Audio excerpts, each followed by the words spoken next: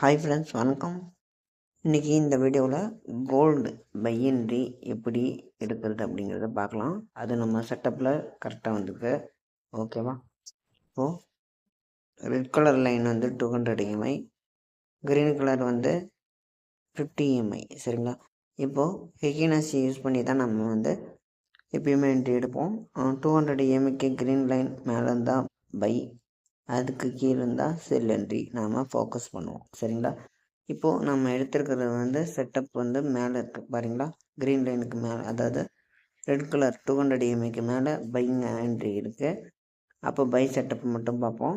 இப்போ பாருங்கள், Heikin Ashi candle first 200 EMI green line எல்லாமே கிராஸ் ஆகி மேலே போயிருக்கு.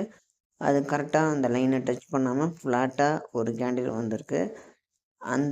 அதுக்கு அடுத்த கேண்டில் வந்து நம்ம வந்து பை என்ட்ரி எடுப்போம். அதுக்கு ஃபுல் பை கீழே கொடுத்துருப்போம். அது வந்து நம்ம வந்து என்ன பண்ணுவோம், ஸ்டாப் லாஸ் வச்சு டார்கெட் ஃபிக்ஸ் பண்ணலாம்.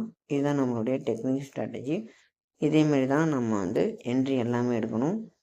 இந்த செட்டப்பை உங்களுக்கு பிடிச்சிருக்குன்னு நினைக்கிறேன். நம்ம சேனலுக்கு லைக் பண்ணுங்கள், ஷேர் பண்ணுங்கள், சப்ஸ்கிரைப் பண்ணிக்கோங்க. அப்போ தான் நம்ம போகிற வீடியோ உங்களுக்கு நோட்டிஃபிகேஷன் வரும். Okay friends, thank you.